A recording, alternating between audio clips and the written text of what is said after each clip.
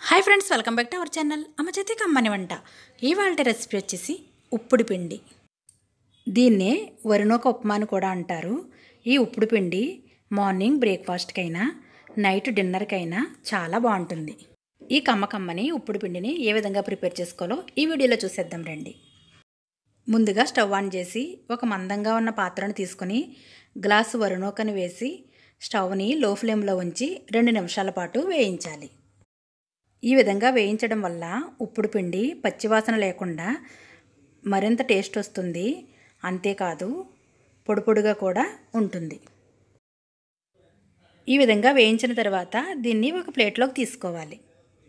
అదే పాత్రలో 3 table spoons oil వేసి 2 టేబుల్ స్పూన్స్ పచ్చిశనగపప్పు, 1 టేబుల్ స్పూన్ ఆవాలు, 1 టేబుల్ స్పూన్ అల్లం ముక్కలు, 1 టేబుల్ స్పూన్ జీలకర్ర వేసి వేయించాలి. ఇవి సగం వేగాక కొద్దిగా కరివేపాకు, కట్ చేసిన 5 పచ్చిమిర్చి చీలికలు వేసి వేయించాలి. ఈ ఉప్పుడు పిండిలో జీలకర్ర, అల్లం వేస్తేనే టేస్ట్ చాలా బాగుంటుంది. ఇప్పుడు 2 గ్లాసుల వాటర్ని వేయాలి. మనం నూకని 1 గ్లాసు వేస్తున్నాం కాబట్టి 2 గ్లాసుల వాటర్ని వేయాలి.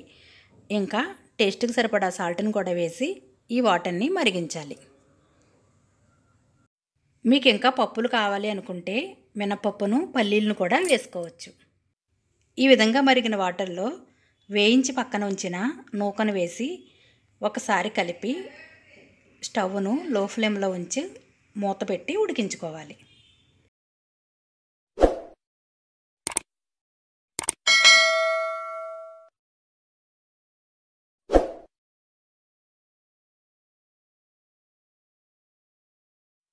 ఈ విధంగా ఉడికిన తర్వాత పైన 2 టేబుల్ స్పూన్స్ నెయ్యిని వేసి కలిపేసేయండి. స్టవ్ ఆఫ్ చేసిన తర్వాత పైన నిమ్మరసాన్ని వేస్తే బాగుంటుంది. నిమ్మరసం అనేది ఆప్షనల్ అండి. నైట్ భోజనానికి బదులుగా ఈ విధంగా ఉప్పుడు పిండిని ప్రిపేర్ చేసుకోవచ్చు. అంతేనండి, కమ్మని ఉప్పుడు పిండి రెడీ. పిల్లలకి లంచ్ బాక్సులకు కూడా ఈ విధంగా ప్రిపేర్ చేయొచ్చు.